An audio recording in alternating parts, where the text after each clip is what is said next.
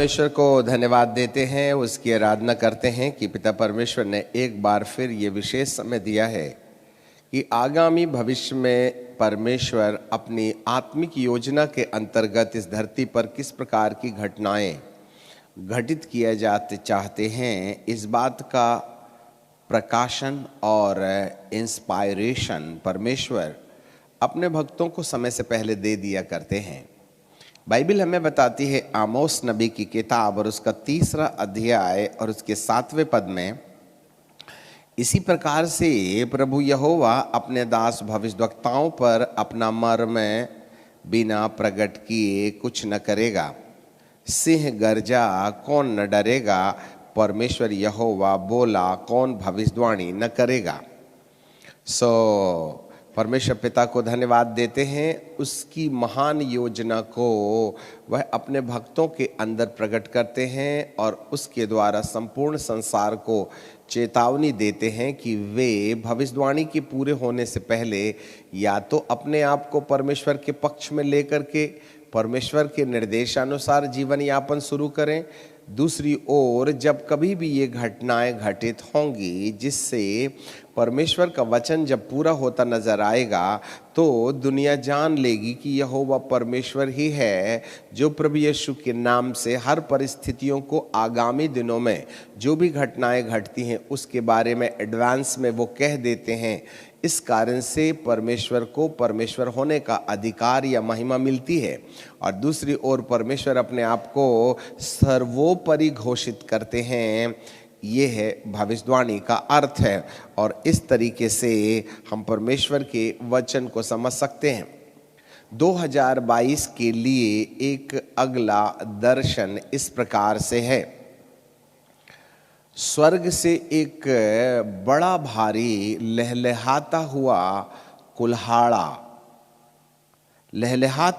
कुल्हाड़ा दिखाई दे रहा है और इस कुल्हाड़े के आसमान से जमीन पर उतरने के वक्त एक आवाज स्वर्ग से सुनाई देती है और वो ये है कि मैं आगामी दिनों में 2 प्रकार से इस धरती के ऊपर अपना कुल्हाड़ा चलाऊंगा। नंबर 1, जो लोग परमेश्वर विरोधी कार्य कर रहे हैं, बाहर वालों के लिए, जिन लोगों ने मानव को कष्ट दिया है, जिन लोगों ने स्वार्थवाद के लिए, लोभवाद के लिए, राजवाद के लिए जहां कहीं भी अत्याचार किया है, परमेश्वर उनके विरुद्ध अपना कुल्हाड़ा चलाएगा, जिससे कि वे, क्योंकि जैसे मिस्र में लोगों की कराहट खुदा बाप को सुनाई दी, इसी तरीके से आज कलीसिया की गिड़गिड़ाहट परमेश्वर के सिंहासन में पहुंची है और परमेश्वर उन लोगों को अब निर्दोष साबित नहीं करेंगे जिन लोगों ने कलीसिया विरोधी, पवित्र आत्मा विरोधी काम किए हैं। इसका एक दूसरा रूप कलीसिया के अंदर ये होगा कि जो लोग अपनी बुद्धि, ज्ञान और समझ के आधार पर अपना जीवन यापन कर रहे हैं, पवित्र आत्मा की आवाज कानों में पड़ने के बाद भी संतों, भविष्यद्वक्ताओं और प्रेरितों और पवित्र लोग जो परमेश्वर का वचन अंत के दिनों में ईश्वरीय प्यार को प्रकट करने के लिए आप तक पहुंचा रहे हैं, उनकी सलाह को नहीं मानना और ढिठाई से अपनी बुद्धि का इस्तेमाल करना, परमेश्वर की बातों को सुनने के बावजूद भी उन पर भरोसा नहीं करने वाले व्यक्ति के लिए भी आगामी दिनों में 2022 में खतरे की संभावनाएं नजर आ रही हैं। उन गेहूं को जिनके ऊपर भूसी चढ़ी है, वे गेहूं के खत्ते पर इकट्ठे नहीं किए जाएंगे, वरन वे भूसी के साथ मुर्गी दाना बन करके जिन गेहूं के ऊपर भूसिया है वे अलग पछोड़ करके अलग कर दिए जाएंगे। इन दिनों में आपने 2021 में याजकों के ऊपर में विपदा आते हुए देखा इस समय वे कलीसिया के लोग जो लोग कलीसिया के नहीं समझे जाते हैं वरन नामधारी हैं, ऐसे लोगों पर संकट के काले बादल मंडराते हुए नजर आ रहे हैं। इसलिए हर एक बकरी वाले आचरण को भेड़ वाले आचरण में बदलने का उपाय करें। अभी भी आपके पास 1 से 2 महीने बाकी हैं। आने वाली जनवरी फरवरी के दौरान कहीं ना कहीं हम, मार्च के दौरान हम कहीं ना कहीं इस विपत्ति को घमासान युद्ध करता हुआ देखेंगे।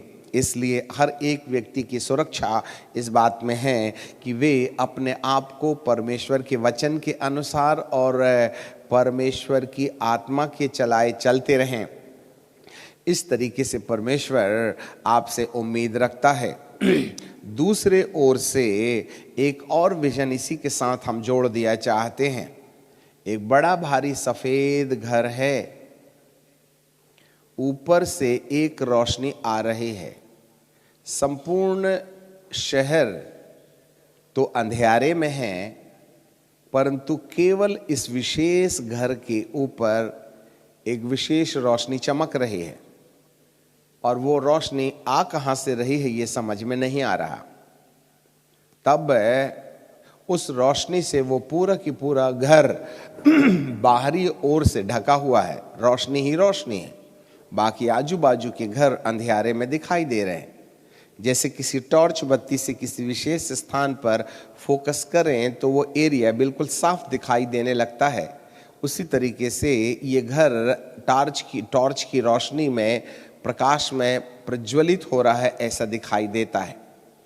उस घर के दरवाजे के सामने एक कटोरा है और उस कटोरे में लहू रखा हुआ है, और उसके बाजू में एक टहनी है, एक टहनी है, एक छोटी सी डाल है।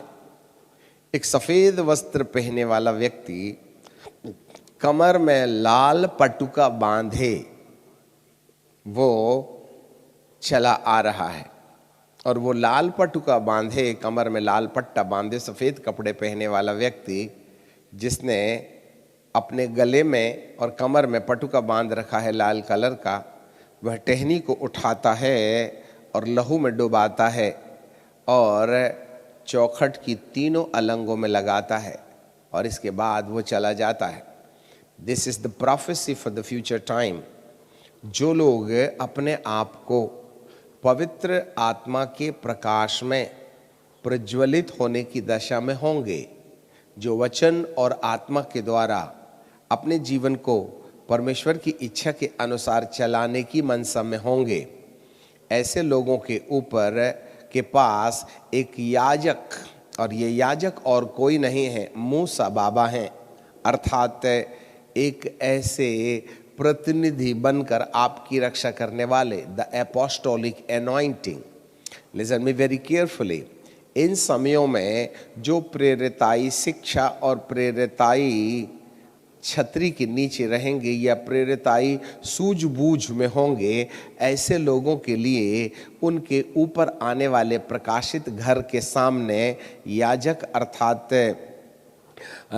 प्रेरिताई अभिषेक जो आपके घर के सामने लहू रखा हुआ है, उसको टहनी में डुबा करके आपके घर की चौखट में लगाएंगे, और जिन जिन चौखटों में ये लहू लगा हुआ होगा उनका आगामी दिनों में किसी प्रकार का कोई भी प्रभाव नहीं होने पाएगा।